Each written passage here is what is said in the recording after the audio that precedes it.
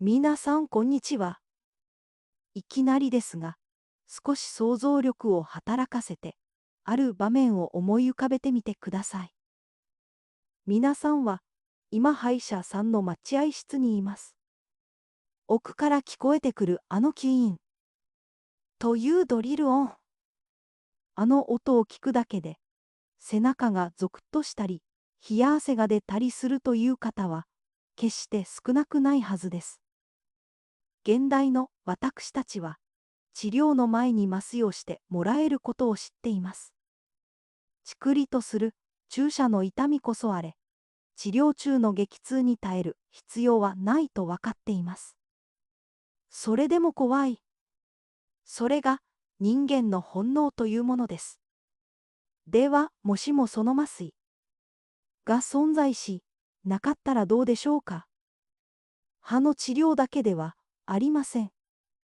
お腹の手術、骨折の手当て、あるいは体の一部を切断しなければならないような大手術において、痛みを感じなくさせる手段が一切なかったとしたら、皆さんはその状況を想像できるでしょうか。手術台に縛り付けられ意識が鮮明なまま石がメスを握る姿を直視しなければならない恐怖。肉が切られ骨が削られる感覚を1秒たりとも逃すことなく味わわなければならない地獄のような時間。実はこれは単なる想像上の恐怖ではありません。人類の歴史において麻酔が発見され普及したのはごく最近のことなのです。それまでの数千年間、私たちの祖先はこの痛みという巨大な敵と丸腰で戦わなければなりませんでした。そこには現代の医療からは想像もつかないような壮絶なドラマと医師たちの苦悩、そして患者たちの悲痛な叫びがありました。今日のお話は単に昔の医療が野蛮だったという話ではありません。なぜかつての手術はスピードが全てだったのか。そして痛みというものがどれほど人間の体に深刻なダメージを与えるのか。さらにはその苦痛の歴史を乗り越えてきたからこそ存在する現代医療のありがたさについて深く掘り下げていきたいと思います。現代の私たちは手術と聞けば清潔な手術室で眠っている間に全てが終わるものだと思っています。しかし時計の針を19世紀以前に戻すと、そこにあるのは全く異なる光景です。当時の手術室はしばしば建物の最上階や人里離れた場所に作られました。なぜかわかりますか。それは患者の絶叫が町の人々に聞こえないようにするためでした。医師は白い白衣を着ていたわけではありません。血と海にまみれた黒いフロックコートを着ていました。そのコートの汚れこそが経験豊富な医師の勲章だとされていたのです。皆さんは手術の成功とは何を意味すると思いますか。現代であれば病巣がきれいに取り除かれ機能が回復し、患者さんが元気に社会復帰することでしょう。しかし麻酔なき時代において手術の成功とはもっと原始的で切実なものでした。それは患者が手術中にショック死しないこと。ただそれだけが最大の目標だったのです。痛みというのは単に痛いという感覚だけの問題ではありません。人間が耐えられる痛みの限界を超えた時体はどのような反応を示すのか。そして当時の医師たちはその限界にどのように挑んだのか。今日は医学の歴史の中でも最も過酷で、しかし最も情熱的な時代へと皆さんをご案内します。この動画を見終わる頃には、皆さんが普段当たり前だと思っている痛み止めや麻酔という存在がいかに偉大な発明であるか、そして現代に生きているということがどれほど幸運なことなのかを心の底から実感していただけることでしょう。それでは、麻酔がなかった時代の知られざる手術の世界、その扉を開いていきましょう。さて、まずは人間の体と痛みのメカニズムについて少し詳しくお話ししましょう。私たちは普段怪我をすれば痛い、やけどをすれば熱いと感じます。これは体が私たちに危険だ、逃げろと信号を送っている証拠です。痛みは生存のために不可欠な警告システムなのです。しかし手術という状況において、この警告システムは逆に命を脅かす最大の要因となります。麻酔がない状態で体にメスを入れると何が起きるのでしょうか。まず皮膚や筋肉にある心外受容器と呼ばれるセンサーが強烈な刺激を感知します。この情報は電気信号となって神経を伝わり、脊髄を通って瞬時に脳へと到達します。ここまでは皆さんもよくご存知の通りです。問題はその刺激が強すぎる場合に脳と体がどう反応するかです。想像を絶する激痛に襲われた時、人間の脳はパニック状態に陥ります。そして自律神経の一つである交感神経が爆発的に興奮します。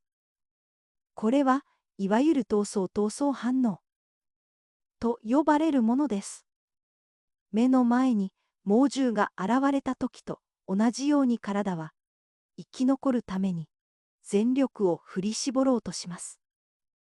アドレナリンやノルアドレナリンといったストレスホルモンが血液中に大量に放出されます。これにより心臓は激しく鼓動し、脈拍は跳ね上がります。血圧は急上昇し、全身の血管は収縮します。これは出血を最小限に抑え、重要な臓器に血液を送ろうとする体の防御反応なのですが、痛みが限界を超えて長く続くと、このシステムは崩壊します。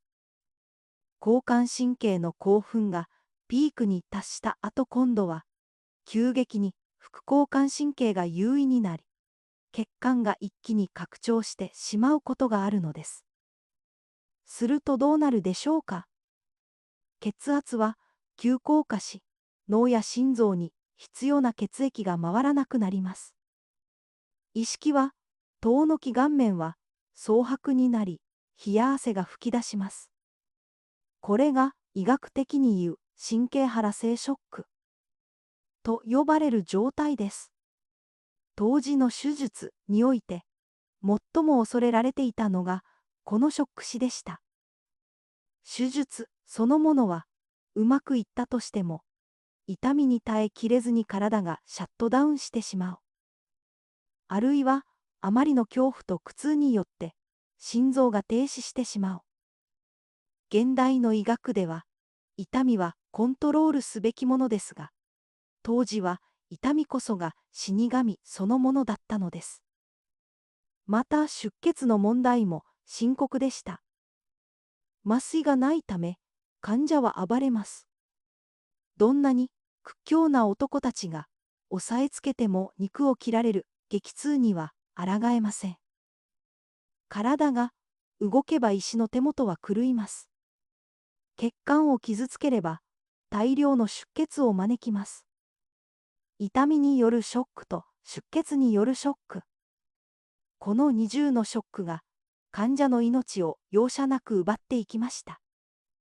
ここでよくある誤解について触れておきましょう。昔の人は痛みに強かったのではないか。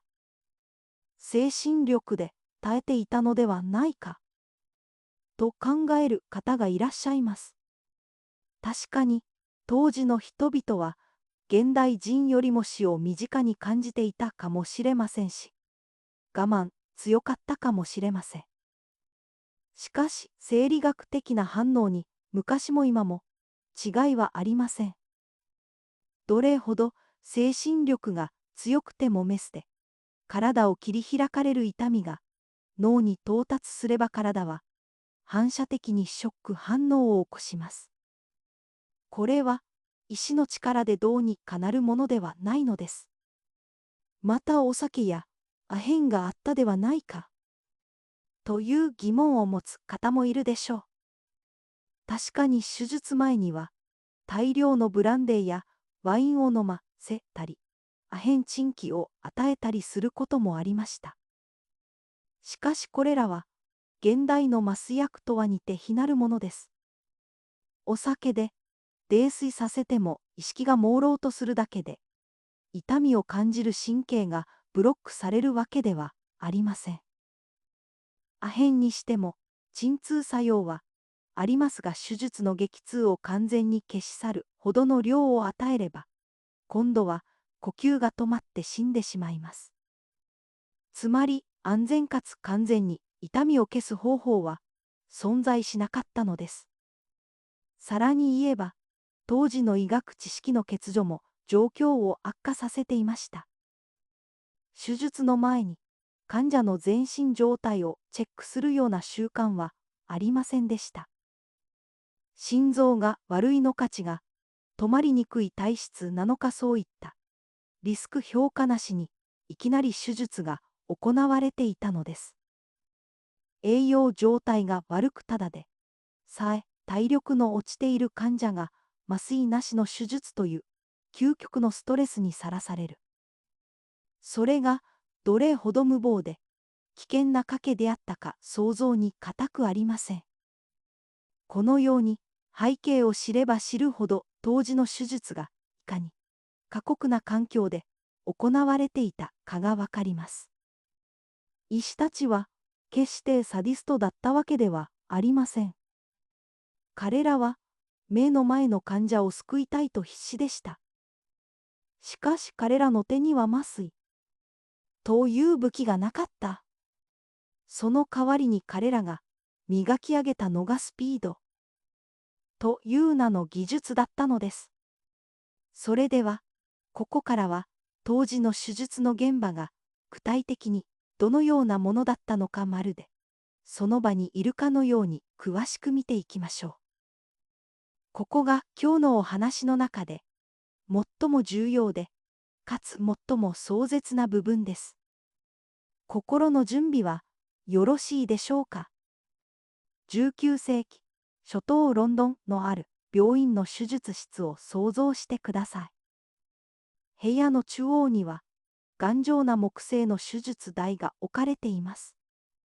その周りにはノコギリやナイフ止血のための焼きごてなどが並べられています。そして床にはおがくずが巻かれています。これは流れ出る大量の血を吸い取るためのものです。患者が手術室に運ばれてきます。多くの場合患者は恐怖で青ざめ震えています。医師は患者にこう言います。すぐに終わるから頑張るんだ。そして助手たちに合図を送ります。当時の手術において助手たちの役割は器具を渡すことだけではありませんでした。彼らの最も重要な任務は患者を物理的に拘束することでした。屈強な男たちが数人がかりで患者の手足を押さえ込み、革のベルトで手術台に固定します。患者が暴れて動いてしまえば手術は失敗し命に関わるからです。いよいよ手術が始まります。ここで登場するのがスピード鏡とも呼ばれた当時の天才外科医たちです。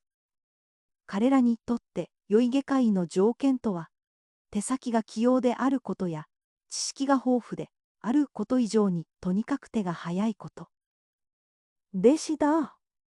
時間をかければかけるほど患者は、痛みで体力を消耗し、ショック死のリスクが高まるからです。例えば、当時の伝説的な外科医、ロバート・リストンという人物がいます。彼は北の稲妻という異名を持っていました。彼が行う足の切断手術は、最初のメス入れから骨をノコギリで切り落とし切断を完了するまで、わずか20秒から30秒だったと言われています。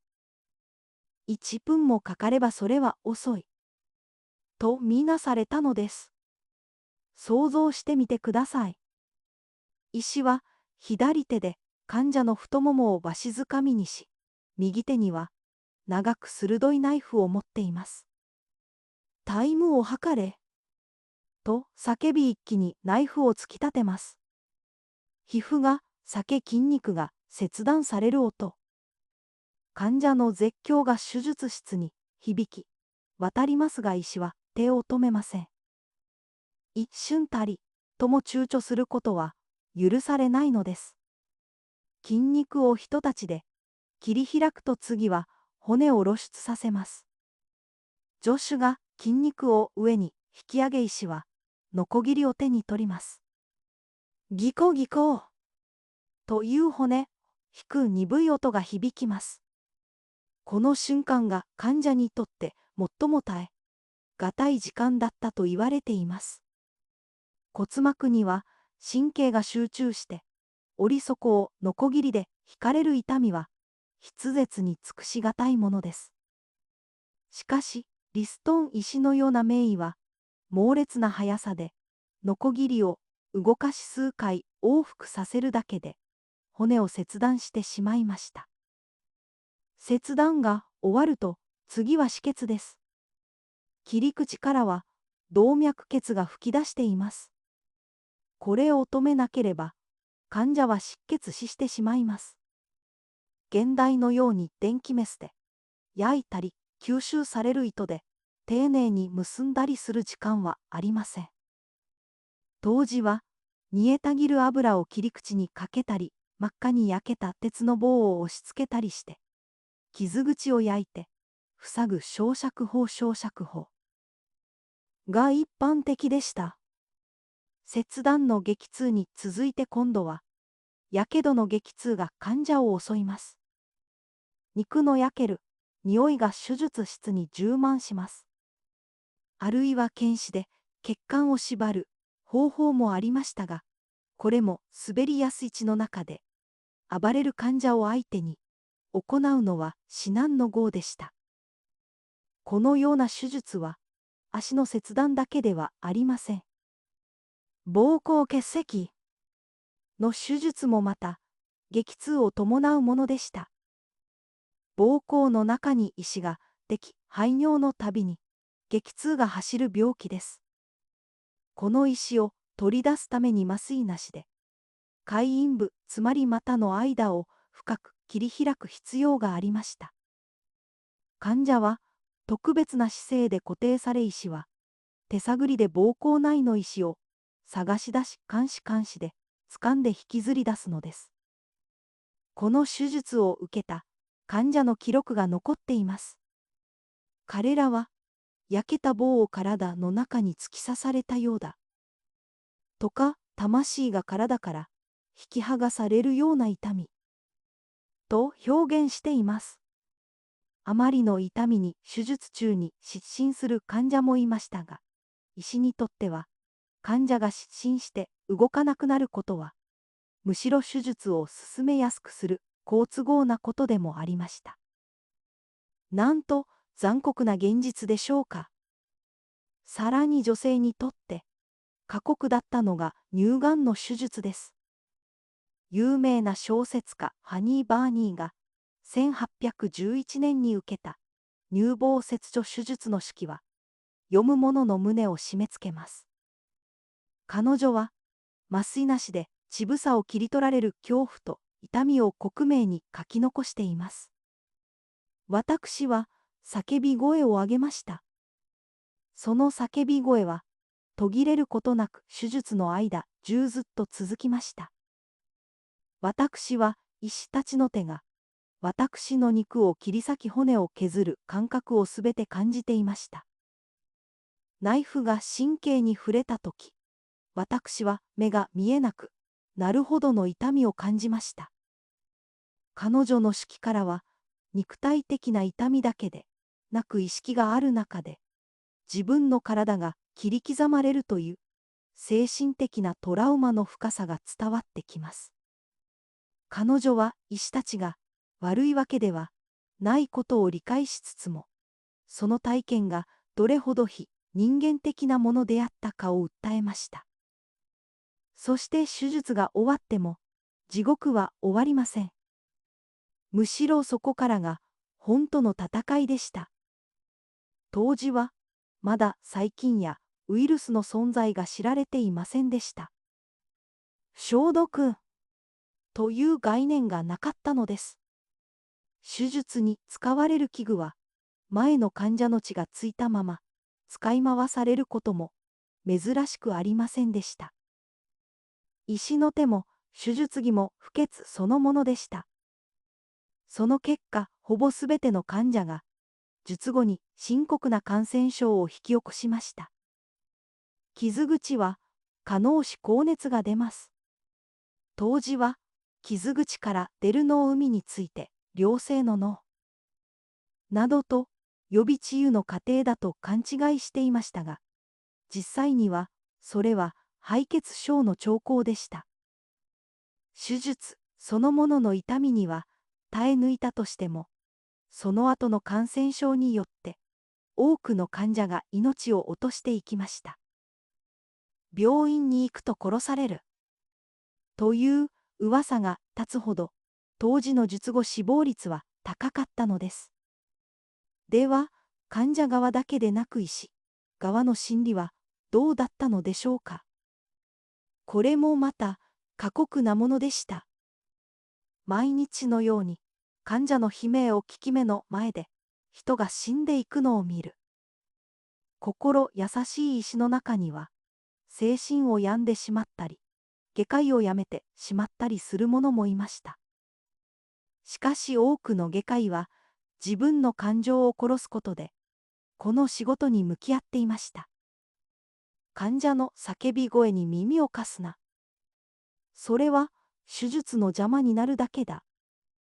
そう自分に言い聞かせ、冷徹なまでに手術に集中する。そうでなければ、正確な主義は行えなかったからです。彼らは、あえて患者と親しくなることを避け、機械のように振る舞いました。それが彼らにできる唯一の慈悲だったのかもしれません。早く終わらせることこそが最大の愛だったのです。特に戦場における外科医の役割は壮絶でした。ナポレオン戦争の時代軍医たちは、戦場の真ん中で次々と運び込まれる負傷兵の手足を流れ、作業のように切断していきました。麻酔もなければ、十分な明かりもないテントの中で彼らは、血の海に立ち尽くしただ、ひたすらにノコギリを引き続けました。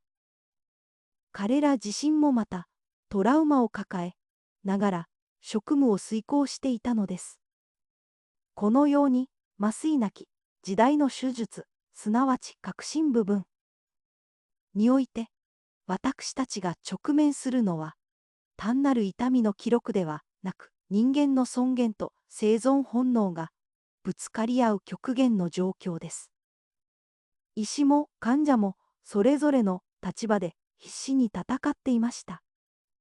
しかしどんなに技術を磨いても、どんなに精神力を高めても痛みという生理学的な壁を乗り越えることはできませんでした。人類がこの壁を突破するためには、科学の力すなわち麻酔薬の発見をまたなければならなかったのです。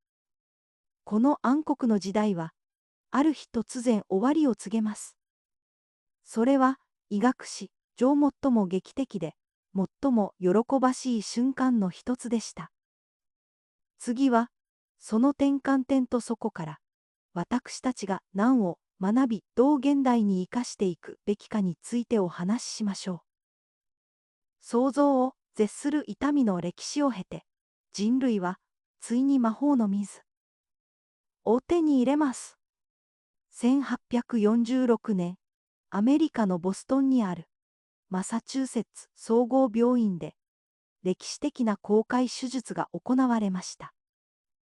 歯科医師のウィリアム・モートンが、エーテルというガスを使って、患者を眠らせたのです。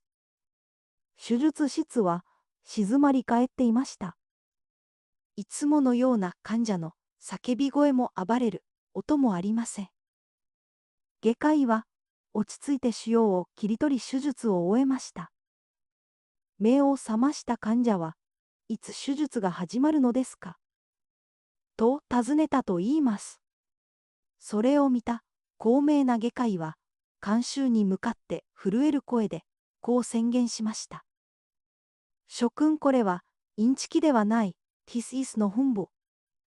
この瞬間外科手術は速さの呪縛から解き放たれました。もはや1分1秒を争う必要はなくなったのです。医師たちは時間をかけて丁寧に病巣を取り除き、血管を確実に結び、傷口をきれいに縫い合わせることができるようになりました。それは単に痛みがなくなったという以上の意味を持ちました。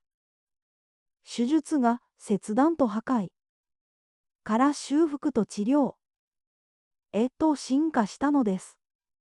さらに麻酔によって時間が稼げるようになったことで、今まで不可能だった体の奥深くの手術、例えばお腹の中や胸の中、そして脳の手術までもが可能になりました。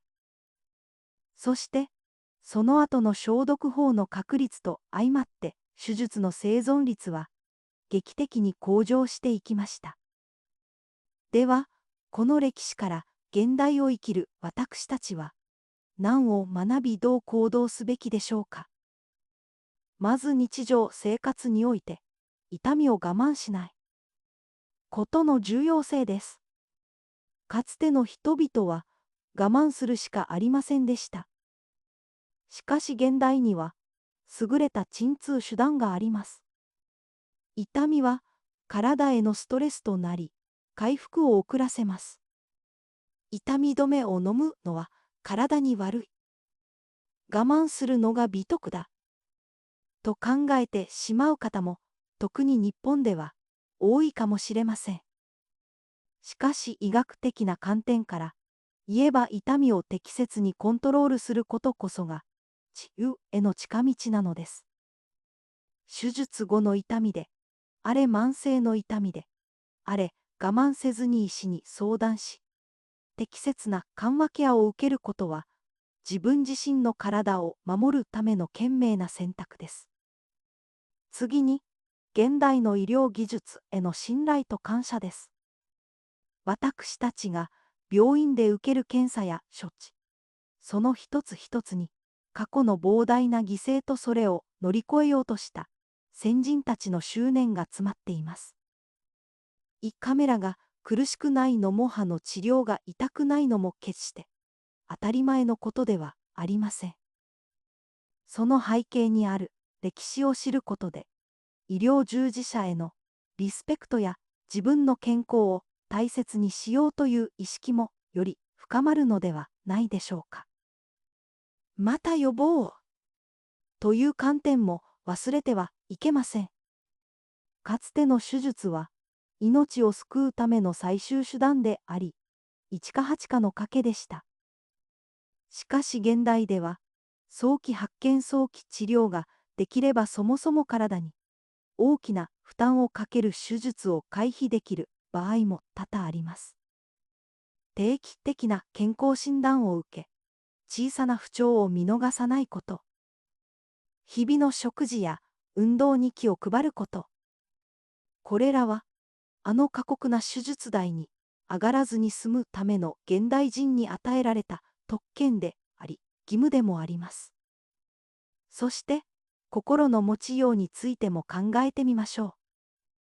かつての手術室で、患者の手を握り励まし続けた助手や、家族がいたように現代の医療においても、心のケアは不可欠です。自分が患者になった時あるいは、家族が手術を受ける時、不安になるのは当然です。しかし現代の麻酔科医は、手術中の患者さんの命を守るプロフェッショナルです。痛みを取り除くだけでなく、血圧や心拍数を管理し、安全に手術が終わるよう返事も目を離さずに見守ってくれています。そのことを知っているだけでも、手術に対する恐怖心は少し和らぐはずです。もし今、何らかの痛みや病気と戦っている方がいればどうか希望を持ってください。人類は、あの絶望的な痛みの時代を乗り越えてきました。医学は今も進歩し続けています。かつては、不治の病とされ激痛の中で、最後を迎えるしかなかった病気も今では、痛みを緩和しながら、穏やかに過ごせるようになっています。私たちは、歴史上最も恵まれた時代に生きているのです。その幸運をかみしめながら、自分の体を大切に慈しんであげてください。長きにわたる痛みとの戦いの歴史いかがでしたでしょうか。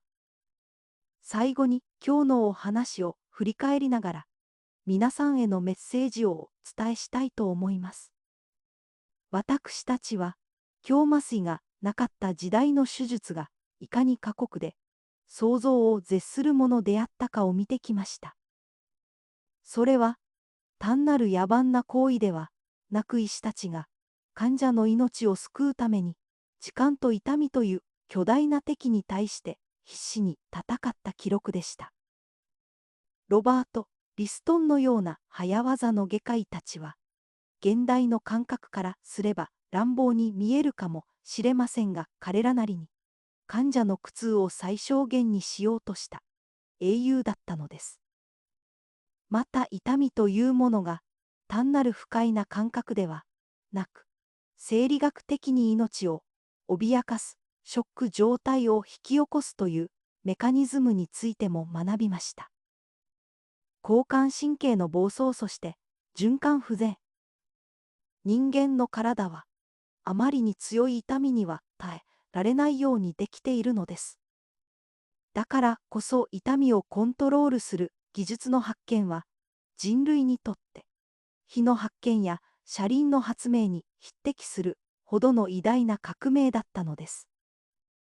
今日私たちが病院で安心して治療を受けられるのは、数えきれないほどの先人たちの苦痛と失敗を恐れずに挑戦し続けた医師たちの努力の積み重ねの上に成り立っています。その歴史の重みを知ることで、普段の何気ない健康のありがたみがより一層心にしみるのではないでしょうか。そしてもし皆さんがこれから先手術を受けることになったり、痛みを伴う治療を受けることになったりした時はどうか思い出してください。あなたの傍らには何百年もの医学の進歩がついているということを、そして痛みを取り除くために全力を尽くしてくれる専門家たちがいるということを。最後に重要なお知らせがあります。この動画は教育情報提供を目的としたものであり、医学的診断や治療の代替となるものではありません。個々の身体状況によって適切な対応は異なりますので、気になる症状や持病がある場合は必ず医師や専門家の診断を受けてください。特に急激な痛みや体調変化がある場合は迷わず医療機関を受診してください。あなたの健康は何よりも大切です。自己判断せず専門家のアドバイスを求めることは、自分自身を守るための最良の選択です。痛みを知ることは、優しさを知ることでもあります。過去の人々の痛みに思いを馳せることで、私たちは今ある健康や痛みのない日常に対して、より深い感謝を持つことができるはずです。どうぞご自身の体を大切になさってください。そしてもし周りに痛みと戦っている人がいれば、温かい言葉をかけてあげてください。それが現代に生きる私たちにできる最も人間らしい振る舞いなのですから。最後までお付き合いいただき、本当にありがとうございました。皆さんが心身ともに健やかで痛みのない穏やかな日々を過ごせることを心から願っています。それではまた次回の動画でお会いしましょう。お元気で。